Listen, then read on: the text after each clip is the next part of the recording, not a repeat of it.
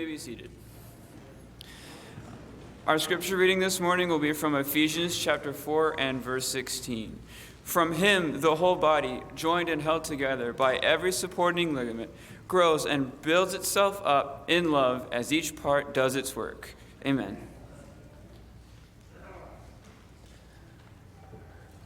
Well, good morning, church. Good morning. First off, before I start my lesson, I just want to say thank you. Thank you to the elders and the congregation as a whole for just letting us all be up here today.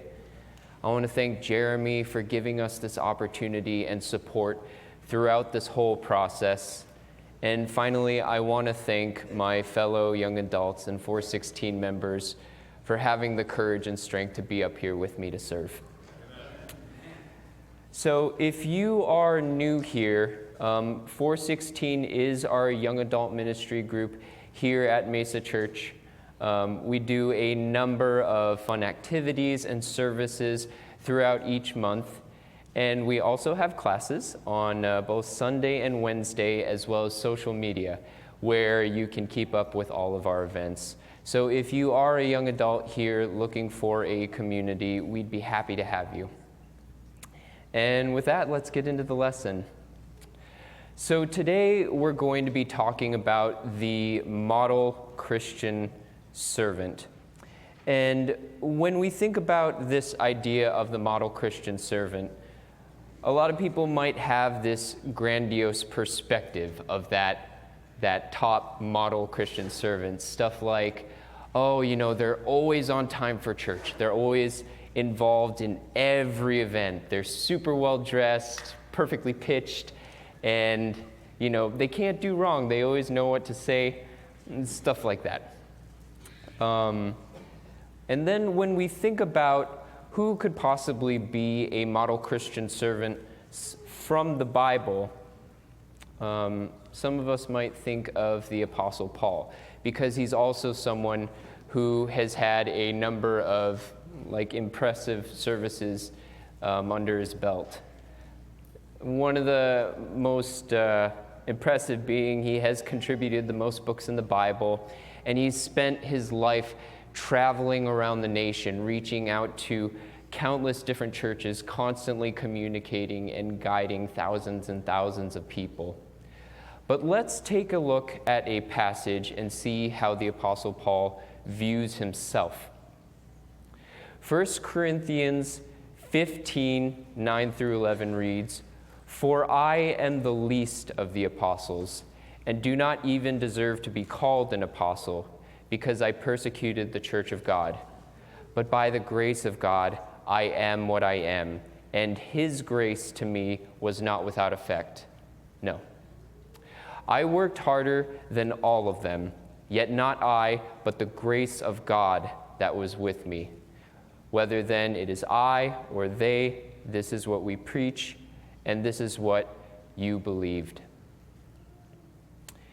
In verse 9, he reminds us that he wasn't always this upstanding Christian. Once upon a time, he was a man named Saul who persecuted Christians.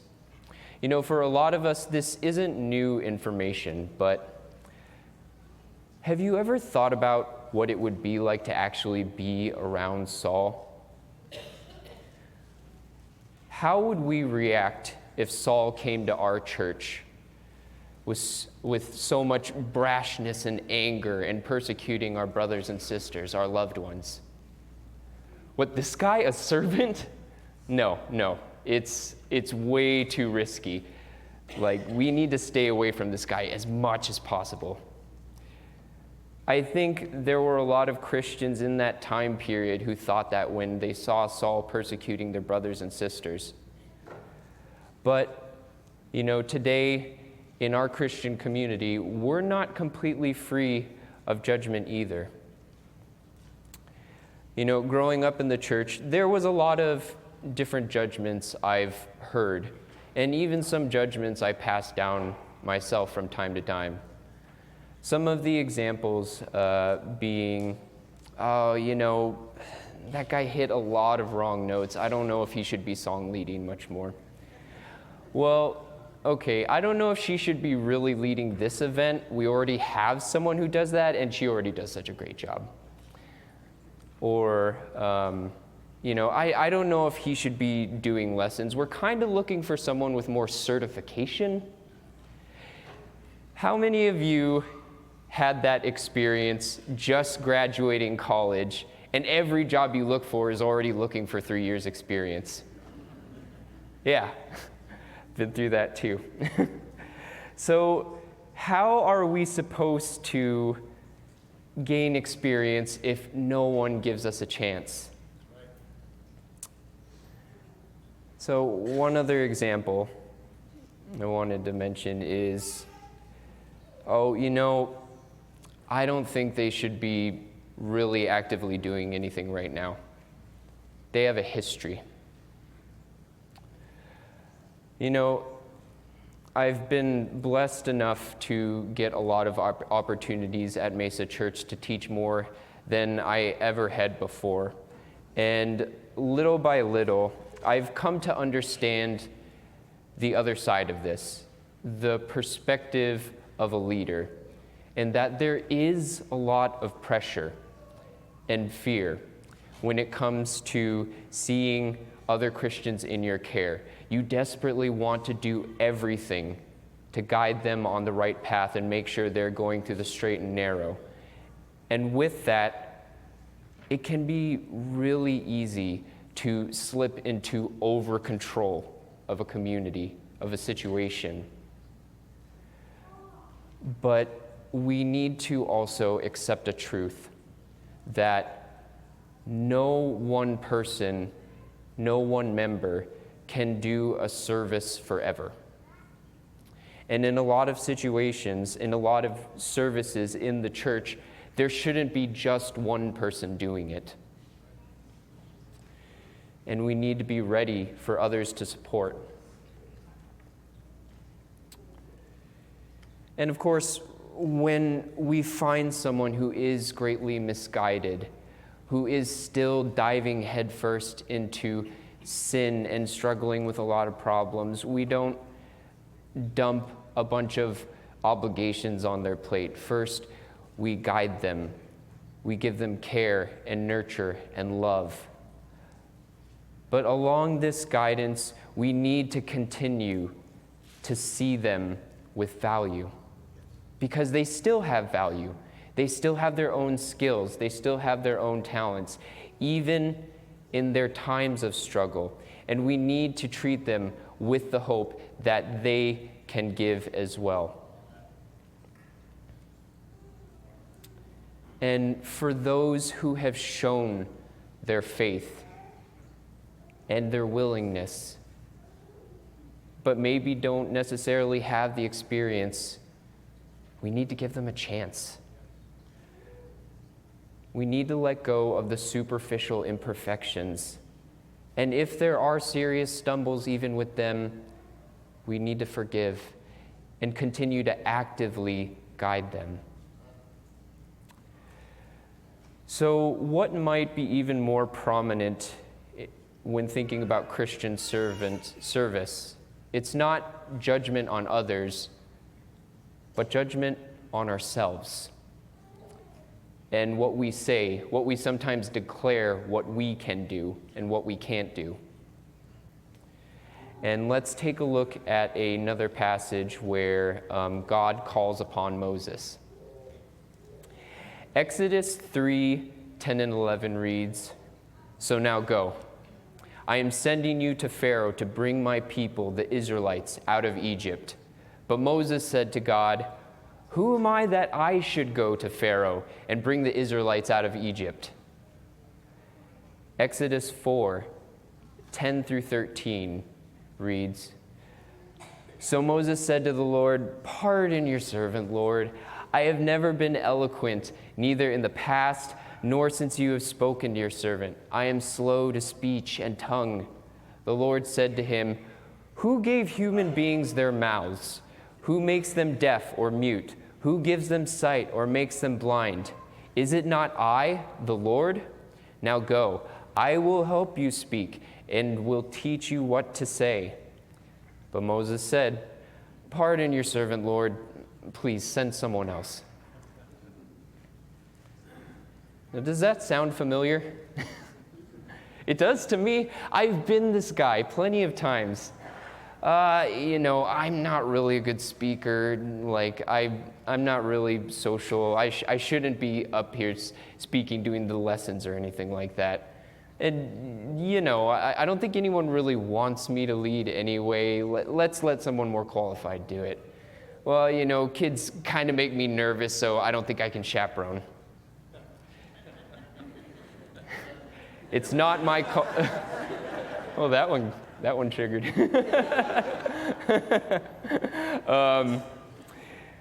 It's not my calling. It's not my calling. When it comes to trying to decide or put ourselves in a place of service, I think a lot of us point to the passage in 1 Corinthians 12 when it talks about that there's one body but many parts. And primarily what this passage says is that all parts of the body have a role, and all parts are important. But what this passage does not say is that God will call us to do only what we want, or our role will only be what we're comfortable with. You can just ask Jonah. You can just ask Moses, who never saw himself as a leader, but God guided him to leading his people for decades on end. So we need to ask the question, are our thoughts in service to God or for ourselves? God may very well push us on a path that pushes us against our personal weaknesses, something you may not want to do, but God knows you can do it. And I want to get into a personal example when talking about this. So, with my time here, with my peers, I've talked about speaking and lessons and leading. And from time to time, I would get an individual who would say to me, "Oh yeah, the speaking and lessons and stuff like that, the speaking, that's your talent. I wasn't meant for that." And when this happens, I get a little fired up inside. The next thing I say is, "Don't you dare think that this came naturally to me." Yes, I am an introverted individual. I do struggle with social anxiety. And there was a period in my life where I couldn't even speak in casual social situations for years on end. And you know what else? Our incredible preacher, Jeremy Gills, who comes up here every week speaking with such fire and passion, introvert. Our amazing elder, Jack Farr, who's constantly running around looking for people to connect to, looking for people to help, introvert.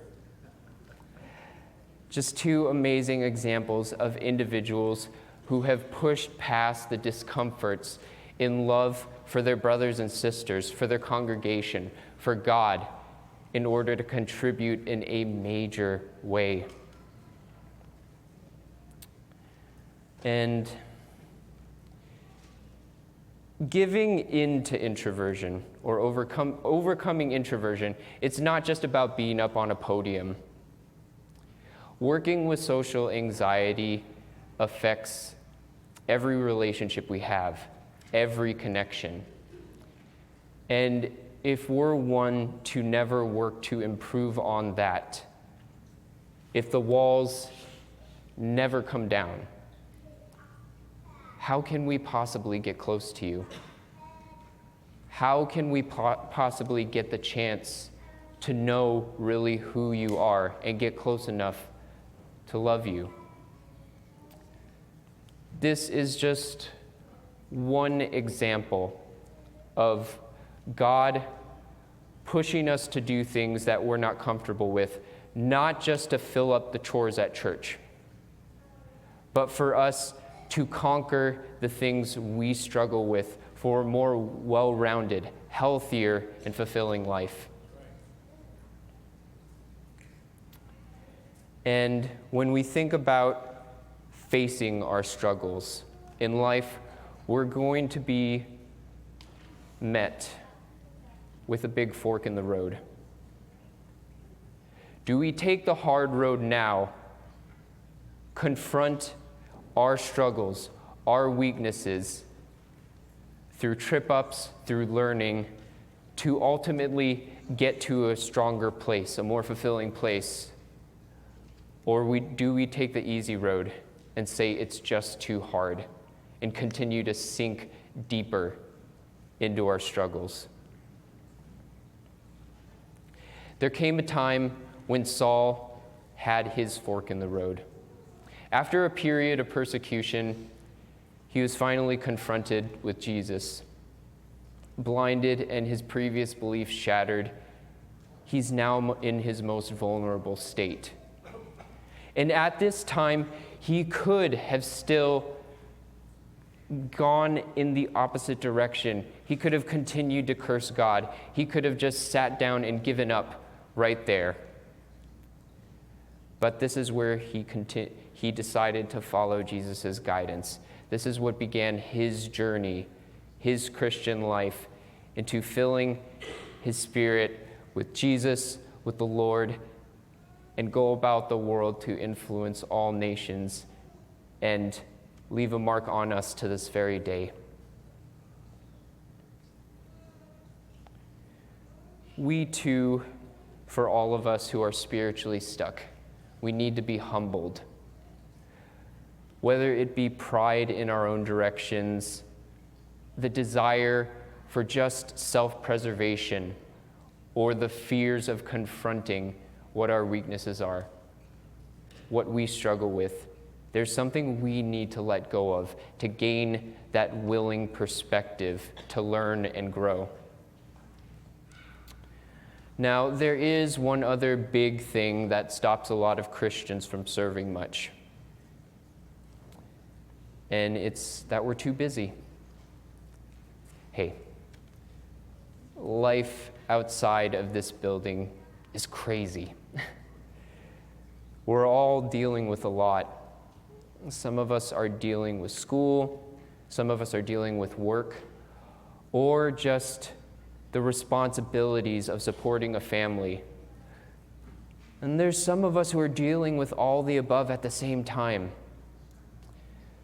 But let me tell you this. There's nothing more dangerous in this life than letting our souls starve. If all we do is come here once a week and sit down for an hour and not let any of the guidance take in any of the guidance in us, or we don't take any action on that guidance in God's word, if we don't take the time to study on our own time, if we don't take the time to learn to grow, to learn to instill, or don't take the time to connect more to our church, then all those struggles in the world, they only become harder. Because as we sink more into the world, God's guidance, God's word becomes more muffled, becomes more foggy as we're walking away from it. And with that, we resort to more solutions of the world, which ultimately only make us sink deeper in our struggles.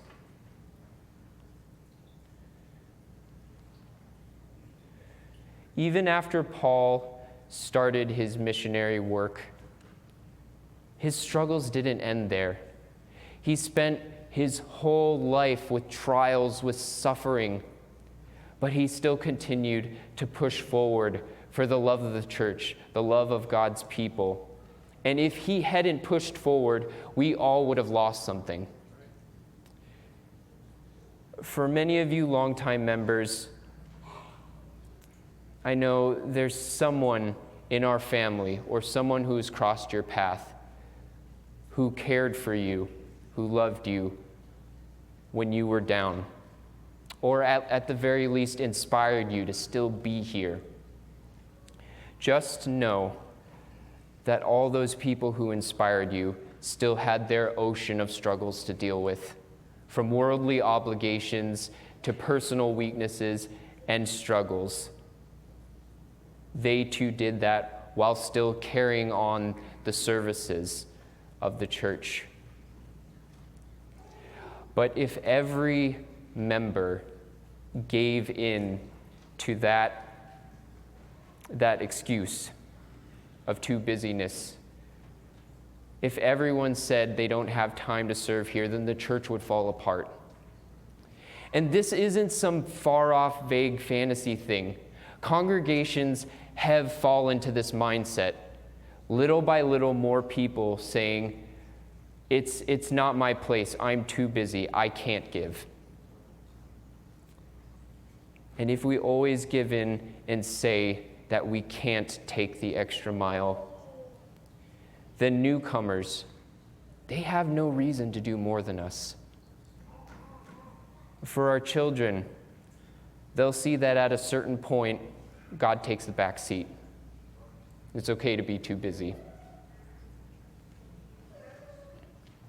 There are those who are still lost, who need love, who need compassion.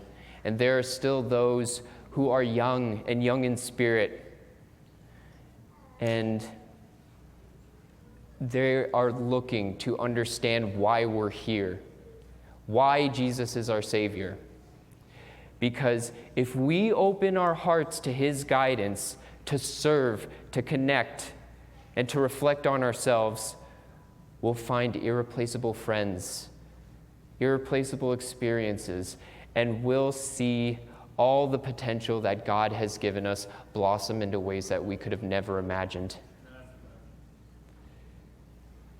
And so when the young souls and the lost souls finally choose the way of Jesus, they'll have the examples of those who continued to give, even after they had their job, even after they had their family, their home, their obligations, they took the extra mile to give in love to their family. And then they'll have their place to step up and give with us. Not for us, with us. So, if we do open up to entrust more people with more services, or if we ourselves take the courage to give and to serve at a greater capacity, you know what? There will be growing pains. There will be times when mistakes are made, when we stumble trying to learn. But in the process, we create a healthier, stronger congregation that is more capable of learning, that is more ready to give and instill and spread the work to a wider audience and have greater numbers still ready to come in the future. And what is the Bible comprised of? A perfect Son, a perfect Father, and a perfect Spirit, who entrusted their word, their works, to countless very flawed individuals who stumbled themselves, who lied, who fled, who argued, but ultimately put their place in the Word, and their stories guide us as well. And within that was an individual heading full steam in the wrong direction, with nothing but hatred and persecution in his heart. And he became the best of them all. So what the Apostle Paul shows us is that the model Christian servant is not this individual who is perfect, who does all things and has all talents.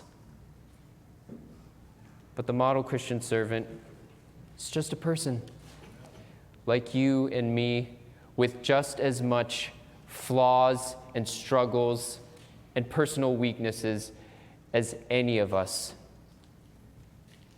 who chooses to persevere through them to grow stronger for the love of their brothers and sisters and God. This is what Paul did, and he did this through God's grace. And that same grace is in each and every one of you. And acting on that grace, acting on God's will, it's so much more than keeping a building functioning. It's acting on God's will that we can begin to heal from the emotional and spiritual pains that have plagued us. It's following His will that we can see how giving turns into receiving. We'll see how we can take what was once a social gathering, just a casual social gathering, and make it a home, and make it a family.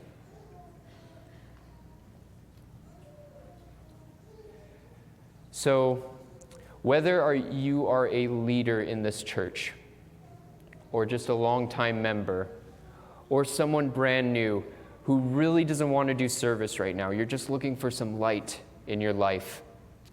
For everyone in this room, I want you guys to take 3 things from Paul's story today. First, it's that amazing things can come from anyone. Second, it's that hard work and God's will is needed to grow in spirit and life. And 3, it's not too late.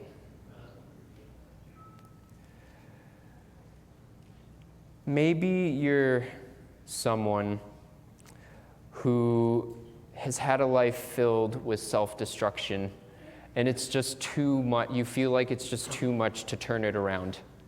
It's not too late. Maybe you're someone who feels that, too much of your life has passed for anything significant to happen now. It's not too late. Maybe you're someone who's dealing with an ocean of worldly obligation and you're feeling spiritually stuck. It's not too late. Or maybe your life has been filled with so much trials and suffering, you feel like you're doing all you can to hold on. It's not too late. God still has an amazing story waiting for you. And all we have to do, yes, God still has an amazing story for you. And we all have different life experiences, and they're varied. Many of us have suffered a lot. Many of us have struggled a lot. But God has blessed each and every one of you with an amazing amount of strength and potential.